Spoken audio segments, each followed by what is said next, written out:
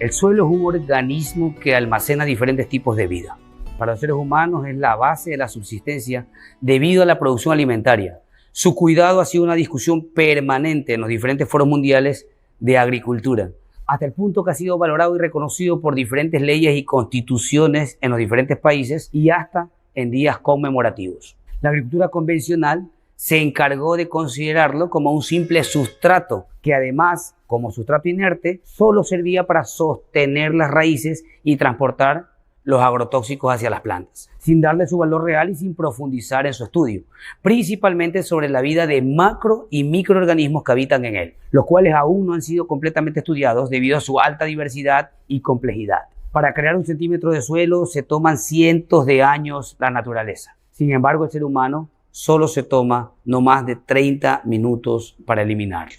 Un ejemplo de un suelo equilibrado es el suelo de los bosques, debido a que al final de cada estación de crecimiento, más del 70% de la biomasa que produce ese bosque cae al suelo. Y estamos hablando de hojas, de ramas, de otros materiales orgánicos, que luego se descomponen y se incorporan a la estructura del suelo, lo que después es aprovechado por las mismas plantas. La planta y el suelo tienen una relación absolutamente simbiótica, donde cada uno depende del otro para poder vivir. Es decir, las plantas necesitan nutrirse del suelo y a su vez el suelo requiere nutrirse de las plantas vivas para subsistir. Por otro lado, existen diversos estados de nutrición del suelo y de la planta. Todos estos estados dependen completamente del buen manejo que los seres humanos hagamos con el suelo y con el cultivo. En resumen, el suelo es un organismo vivo que necesita alimento para poder desarrollarse y así nutrir a la planta. De lo contrario, si no es un suelo saludable, no tendrá muchos nutrientes que aportar.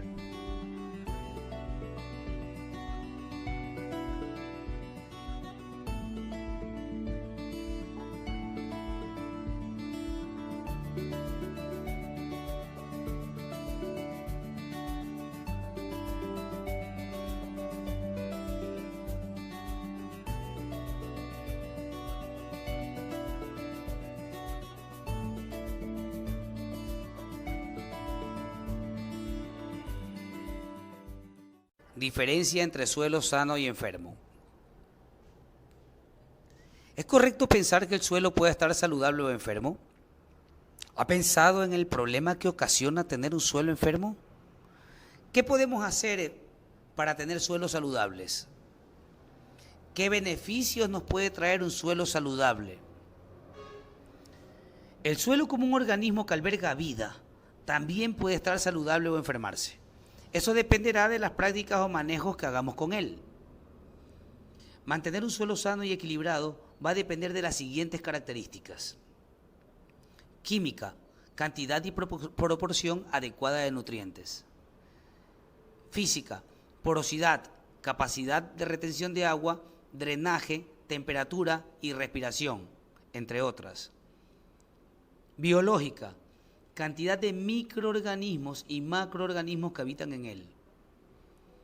Muchas de estas propiedades han sido subestimadas por los sistemas de producción convencional, lo que ha traído como consecuencia suelos pobres y enfermos que no son capaces de sostener un cultivo sano ni una producción adecuada. Malas prácticas agrícolas que afectan al suelo. Monocultivo, sembrar un solo cultivo de forma permanente e intensivo, periodo tras periodo, degrada las propiedades del suelo. Ganadería y sobrepastoreo. La producción de ganado en sobrepastoreo reemplaza la producción diversificada y además produce compactación por pisoteo. Sistema de riego inadecuado. Existen varios sistemas que se utilizan en la agricultura afectando las propiedades físicas, como inundación o el Gran Cañón, que impacta en las partículas del suelo, causando erosión. Aplicación de agrotóxicos. Contaminan el suelo debido a un uso excesivo de químicos y pesticidas, muchas veces utilizados sin razón, como preventivo de plagas que probablemente nunca atacarían. Maquinaria pesada. El abuso de la maquinaria pesada destroza las propiedades físicas del suelo, principalmente produciendo compactación y pérdida de la porosidad. Suelo desnudo.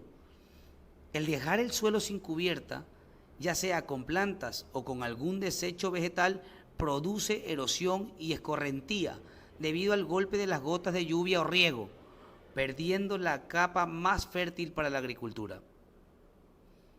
Quema del suelo, una práctica muy común pero que afecta fuertemente la vida del suelo, eliminando los micro y macroorganismos que viven en él, lo que no permitirá la descomposición de la materia orgánica producida por los restos de la cosecha. Entonces, ¿cómo se ve un suelo saludable?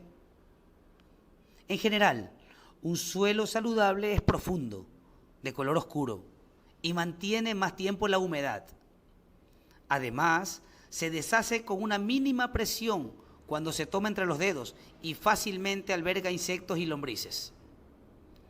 Un suelo saludable contiene un balance en la proporción de aire, agua y materia orgánica para que los microorganismos puedan vivir y las plantas puedan crecer sin la incidencia de plagas y enfermedades. Recuerda que la naturaleza tarda 100 años en crear un centímetro de suelo, pero el ser humano tarda 5 minutos en destruirlo. No dejes para mañana lo que puedes hacer hoy. Para recuperar y mantener la salud del suelo, se debe comenzar a trabajar de inmediato.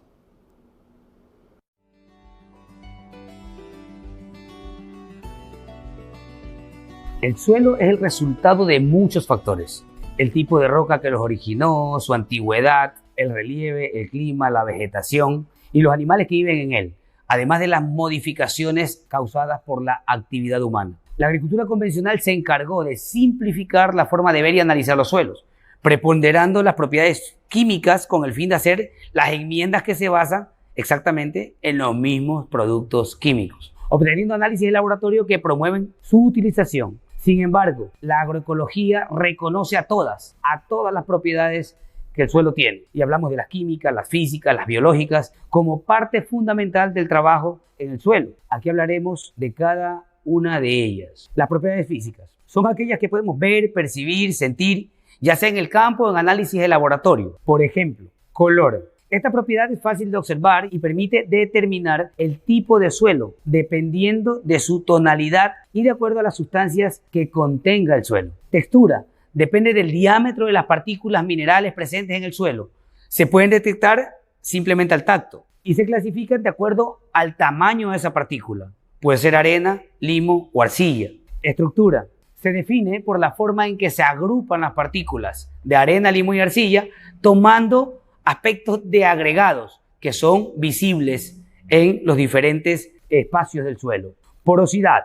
Es el porcentaje de volumen del suelo, no ocupado por los sólidos, que actúan como una vía por las cuales circula el agua y el aire. Permeabilidad es la capacidad que tiene el suelo para movilizar el agua y el aire, entre otras propiedades físicas que podemos determinar. Vamos a las propiedades químicas. Estas características definen el comportamiento de las sustancias que conforman el suelo y no se pueden observar a simple vista. Así que necesariamente necesitaremos un análisis de laboratorio. Los macronutrientes son aquellos que son requeridos en cantidades más grandes y que los determinará un laboratorio. En el caso del nitrógeno, fósforo, potasio, calcio y magnesio. Los micronutrientes son aquellos que son requeridos en menos proporción por las plantas, pero también son muy importantes para su crecimiento, que hablamos en este caso como el boro, el zinc, el hierro, el cobre, el azufre. Pero hay otras propiedades químicas importantes. La acidez. Los suelos pueden tener una reacción ácida o alcalina y algunas veces neutral. La medida de la reacción química del suelo se expresa mediante su valor del pH. Un suelo que contenga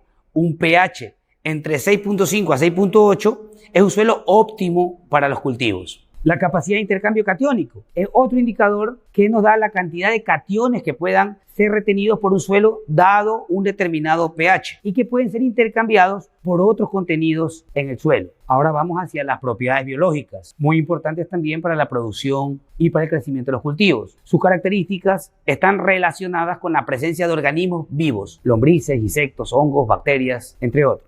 Se puede medir de forma sencilla como la cantidad de lombrices por metro cuadrado Mientras más lombrices se encuentran, es mejor para la biología del suelo y esto se puede hacer en territorio. Y se puede llegar a realizar un análisis más complejo, como medir la respiración del suelo, o sea, la cantidad de presencia de microorganismos en él. Por otro lado, se puede observar la presencia de microorganismos con métodos sencillos, como utilizar, por ejemplo, agua oxigenada sobre el suelo, mientras que las burbujas y el sonido que realizan en su aplicación va a dar como resultado cuánto microorganismo se encuentra habitando en él. Fertilidad es el resultado de una buena biología en el suelo y se define como la capacidad que tiene el suelo para sostener el crecimiento de las plantas y optimizar el rendimiento en los cultivos. Esta actividad se relaciona con los ciclos de los macro y micronutrientes. Las características del suelo son rasgos que marcan la diferencia entre un suelo y otro. Nos permiten conocer mejor la condición del suelo para mejorar las actividades agrícolas en el laboreo, la fertilización, la disponibilidad de nutrientes,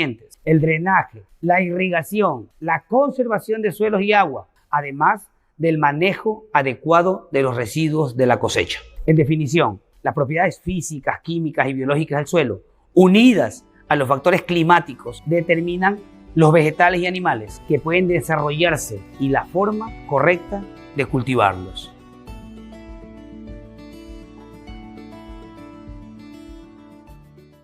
Las propiedades del suelo definen la relación suelo-agua-aire, que afectará el desarrollo de las plantas, por lo que se considera muy importante conocer las condiciones del suelo previo a la siembra para asegurar que las plantas se desarrollen de forma óptima en él. La preparación del suelo inicia por la limpieza del terreno, eliminando las mal llamadas malas hierbas antes que inicie su floración para no permitir su reproducción. Luego tenemos la labranza, que hay que realizarla de forma correcta. De otra forma, acelera la degradación del suelo. Y estamos hablando de compactación, erosión, pérdida de estructura, entre otros problemas. La compactación afecta directamente a la formación de capas impermeables en la superficie del suelo y asimismo en el interior de él, lo que provoca que la infiltración disminuya y la escorrentía aumente. Eso quiere decir que sobre el suelo el agua pueda fluir libremente y llevarse los agregados más importantes. Cualquiera que sea el cultivo a sembrar, requiere un suelo en condiciones óptimas para un buen desarrollo, como por ejemplo una buena aireación. Los poros del suelo están formados por una mezcla de agua y de gases que componen la atmósfera del suelo. El oxígeno en la atmósfera del suelo es vital para las raíces y los microorganismos, ya que desarrollan sus procesos metabólicos y producen dióxido de carbono. Prácticas agroecológicas para un suelo óptimo. Tenemos varias que mencionar. Por ejemplo, abonos verdes. Es la siembra de plantas principalmente leguminosas antes de la siembra definitiva para incorporar toda la biomasa por medio de la mecanización que luego se transforma en materia orgánica y a su vez mejora las condiciones químicas, físicas y biológicas del suelo. Por otro lado tenemos el mulch. Consiste en cubrir el suelo con plantas de hojas anchas o restos de vegetales, el cual puede ser mulch muerto o mulch vivo, consecuentemente, que actúan como protector del suelo, retiene la humedad, reduce la presencia de malezas y mantiene en estado óptimo la temperatura del suelo, entre otros beneficios. Por otro lado, tenemos una mecanización adecuada, que se trata del uso mínimo de maquinarias agrícolas y con el menor peso posible, preferiblemente usando rastras que eviten la compactación o el tener que virar completamente el suelo. Rotación y asociación de cultivos, otra práctica muy importante, que consiste en alternar plantas de diferentes familias y con necesidades nutritivas distintas en el mismo suelo. Esta práctica evita la erosión, ya que mejora su fertilidad y el contenido de nutrientes para las plantas. Por otro lado, en el caso de terrenos en pendientes, se recomienda hacer el uso de terraza, que consiste en una serie sucesiva de escalones en la ladera, reduciendo el efecto de sequía debido a que almacenan agua, con el fin de mantener el suelo fértil y principalmente evitar la erosión. Beneficios de una preparación óptima del suelo. Tenemos algunos puntos importantes. Por ejemplo, se logra una mejor aireación del suelo. Se incorpora residuos vegetales que enriquecen la materia orgánica. Se controla la maleza de forma mecánica y natural. Facilita la siembra de plántulas y de semillas y mejora el desarrollo de las raíces, permitiendo su fácil penetración.